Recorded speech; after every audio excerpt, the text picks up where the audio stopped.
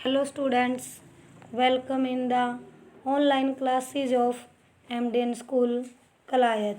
As you know, we are on first lesson of Public Ed of 11th class.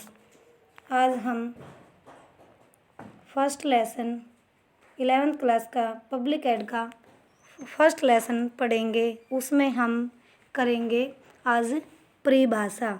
हमारा ये question बनेगा प्रशासन की कोई दो परिभाषाएं बताई, लेकिन हमें जिस राइटर ने ये परिभाषाएं दी हैं वो हम सारी परिभाषाएं पढ़ेंगे। निगरों के अनुसार प्रशासन लक्ष्य की प्राप्ति के लिए मनुष्य तथा सामग्री दोनों का संगठन है। कहने का अर्थ है जो प्रशासन है, जो हमारा उद्देश्य होता है उसको प्राप्त करने के लिए ये मनुष्य के लिए एक सामग्री संगठन है। लूथर गुलिक का कथन है प्रशासन का संबंध कार्य पूरा किए जाने और निर्धारित उद्देश्यों की परिपूर्ति से है। मतलब लूथर गुलिक का कहना है जो हमारा प्रशासन है किससे है, जो हम कार्य करते हैं उसको पूरा करने के लिए हमारे उद्देश्यों को निर्धारित करता है।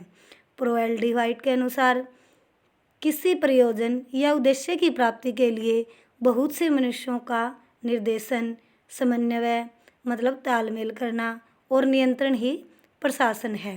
फिपनर एवं प्रेस्थस के मतानुसार वांछित उद्देश्यों की प्राप्ति के लिए मानवीय तथा भौतिक साधनों का संगठन तथा निर्देशन ही प्रशासन है। हार्वे वाकर के अनुसार किसी विधि को प्रभावी बनाने के लिए सरकार जो कार्य करती है उसे प्रशासन कहा जाता है। मार्शल ई डी मॉक का कहना है प्रशासन का संबंध सरकार के क्या तथा कैसे से है। क्या का अर्थ विषय वस्तु से, अर्थात एक क्षेत्र का तकनीकी ज्ञान जो कि प्रशासकों को उनका कार्य करने की समर्थ प्रदान करता है। कैसे प्रबंध की तकनीकी, अर्थात वे सिद्धांत जिनके अनुसार सरकारी योजनाएं सफल बनाई जाती हैं, दोनों ही अपरिहार्य हैं और दोनों मिलने पर प्रशासन की स्थापना करते हैं।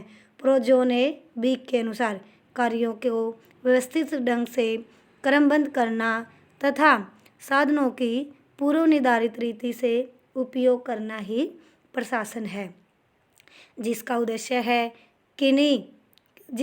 है कि उन्हीं कार्यों को होने दिया जाए जिन्हें हम संपन्न करना चाहते हैं। मतलब जिस कार्य को हम पूरा करना चाहते हैं, और साथ ही ऐसी वृद्धियों को रोका जाए जिनकी हमारी इच्छाओं के साथ सामंजस्य नहीं बैठता। मतलब जो हमारी इच्छाएं हैं और उसके साथ जो हमारा तालमेल नहीं बैठता, हमें उन इच्छाओं को रोक देना चाहिए। आइए, ये तो हमने पढ़ा था जो हमारी प्रशासन की परिभाषाएं हैं उसके बारे में। अब हम पढ़ेंगे प्रशासन के तत्व या लक्षण। हमारा क्वेश्चन ये बनेगा प्रशासन के कोई 5 लक्षण लिखिए या दीजिए। आइए विस्तार से पढ़ेंगे। प्रशासन के पूर्वोक्त अर्थ एवं परिभाषाओं के आधार पर इसके निम्नलिखित लक्षण या तत्व स्पष्ट होते हैं। प्रशासन एक प्रक्रिया है जो अनेक उप प्रक्रियाओं से मिलकर बनी है, जैसे योजना, संगठन, कार्मिक प्रशासन, निर्देशन, समन्वय, नियंत्रण आदि। ये सभी आपस में संबंधित हैं तथा इनका अपना एक अस्तित्व भी है। इनके बिना प्रशासन में कोई कार्य नहीं, क्योंकि ये प्रशासन में सभी का होना जरूरी है। प्रशासन में एक से अधिक व्यक्तियों के सहयोग की भावना से काम निहित है, क्योंकि प्रशासन में जो एक से अधिक व्यक्ति होते हैं और वो एक दूसरे के सहयोग से काम को पूरा करते हैं। प्रशासन किसी विशेष उद्देश्य की पूर्ति के लिए किया जाने वाला कार्य है। मतलब कोई में उद्देश्य या लक्ष्य होता है, उसको पूरा करने के लिए प्रशासन का होना जरूरी है, उस कार्य को पूरा करने के लिए। यह उद्देश्य इस क्रिया में भाग लेने वाले व्यक्तियों के उद्देश्य से भिन्न है। उदाहरणार्थ, यदि राज्य द्वारा किसी प्रदेश में सड़क, बांध या पुल बनाया जा रहा है तो इसका उद्देश्य उस उद्देश्य की एक सामुदायिक एवं सामूहिक आवश्यकता को पूरा करना है। किंतु यह उद्देश्य सड़क को बनाने के कार्य में लगे व्यक्तियों के उद्देश्य से भिन्न है, क्योंकि उनका उद्देश्य अपना रोजगार कमाना है। इसका कहने का अर्थ है, मतलब क्या है, जो हम कार्य करते हैं, जिस उद्देश्य में भाग लेते हैं, उनका क्या होता है भाई, उस उद्देश्य को पूरा करना, जो उन्होंने अपना लक्ष्य बनाया है, किसको, कार्य को पूरा करने के लिए।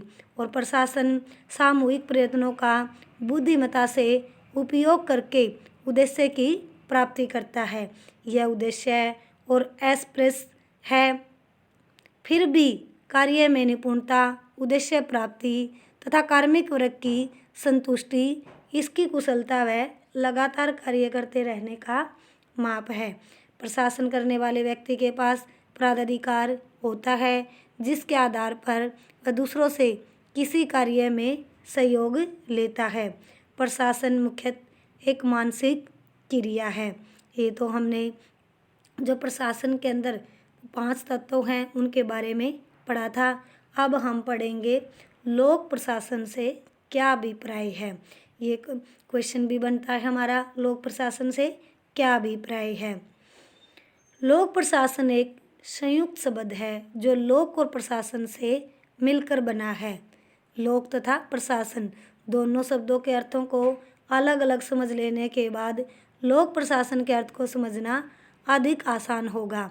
जैसे कि स्पष्ट किया जा चुका है कि जब कुछ लोग कुछ उद्देश्यों की पूर्ति के लिए आपस में मिलकर काम करते हैं तब उसे क्या कहते हैं, प्रशासन कहते हैं। और प्रशासन से पहले जुड़ा हुआ लोक शब्द क्या हो गया, सार्वजनिकता का सूचक है, यानी साझा, तथा यह आम आदमी के लिए प्रशासन का द्वार खोलता है। अर्थात जो प्रशासन आम लोगों के लिए हो वह क्या है, लोक प्रशासन है। आपको समझ में आ गया भी प्रशासन क्या है। ये मैंने अभी दोबारा फिर रिपीट कर देती हूँ। जब कुछ लोग कुछ उद्देश्यों की पूर्ति के लिए, कुछ कार्य को पूरा करने के लिए आपस में मिलकर काम करते हैं तो उसे क्या कहते हैं, प्रशासन कहते हैं। प्रशासन व्यक्तिगत और सार्वजनिक दोनों प्रकार का होता है, लेकिन लोक प्रशासन कभी भी व्यक्तिगत या निजी नहीं हो सकता। किसी राज्य की सरकार की क्रियाएं सार्वजनिक हित के लिए कार्य करती हैं, मतलब सबके लिए साझा कार्य करती हैं। अतः साधारण शब्दों में सरकारी कार्यों के प्रशासन को लोक प्रशासन कहा जाता है। जो सरकारी कार्य होते हैं सरकार के दायरे में रहकर कार्य किए जाते हैं और ये सार्वजनिक या सरकारी कार्य होते हैं, इसको हम क्या कहते हैं, लोक प्रशासन कहते हैं। उदाहरण के लिए वाणिज्य कर, मतलब वस्तुओं का लेन देन, अधिकारियों द्वारा कर की वसूली, पुलिस द्वारा शांति और सुव्यवस्था बनाए रखना तथा सार्वजनिक सड़कों और पुलों का निर्माण लोक प्रशासन के अंतर्गत आते हैं। इन सब कार्यों का मुख्य उद्देश्य सभी लोगों का हित कहा जा सकता है, मतलब सबकी भलाई के लिए कार्य करना। अब हम पढ़ेंगे लोक प्रशासन के दो अर्थ, संकुचित एवं व्यापक। लोक प्रशासन का संकुचित और विस्तृत दोनों ही अर्थों में व्यापक आधार पर अध्ययन किया जाता है, मतलब बड़े तौर पर। जब लोक प्रशासन का अर्थ सीमित होता है तब उसका आशय केवल सरकार के जो प्रशासकीय अंग तक ही सीमित होता है। जब प्रशासन का अर्थ मान लो सीमित होता है तो कब कहाँ तक सीमित होता है, बस सरकार के प्रशासकीय अंग तक ही सीमित होता है। और विस्तृत मतलब बड़े रूप में लोक प्रशासन राज्य की सामान्य क्रियाओं से संबंध है। और आज का युग लोक प्रशासन के को सीमित प्रसंगों में नहीं देख सकता। निम्नलिखित परिभाषाएं लोक प्रशासन को अपने व्यापक, बड़े तौर एवं संकुचित दोनों रूपों में देखती है। WF विलोबी का मत है, अपने व्यापक अर्थ में लोक प्रशासन उस कार्य का प्रतीक है जो सरकारी कार्यों के वास्तविक संपादन से संबंध है, चाहे वे कार्य सरकार की किसी शाखा से भी संबंधित क्यों न हो। और अपने संकुचित अर्थ में वह केवल प्रशासकीय शाखा की कार्रवाई की ओर संकेत करता है, प्रशासन के द्वारा कार्य करने का।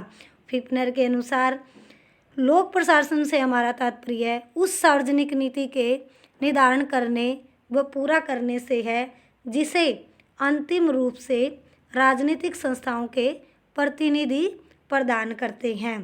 भाई कहने का अर्थ है भाई जो लोक प्रशासन है ना, जो हमारी सार्वजनिक नीति है, सार्वजनिक मतलब सरकारी, जो सबके लिए साझी होती है, जिसका सार्वजनिक नीति पर सबका अधिकार होता है, उसको निर्धारण करने और पूरा करने में किसका प्रतिनिधित्व प्रदान करता है? राजनीतिक संस्थाओं का।